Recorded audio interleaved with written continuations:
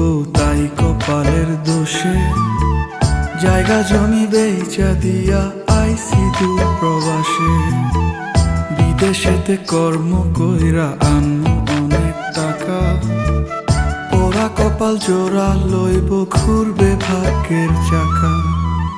পাকার কিনা দিলাম এবার ফিরে আসেন বাড়ি, নইলে একদিন শুনবেন ঠিকই গেছি দুনিয়া ছাড়ি।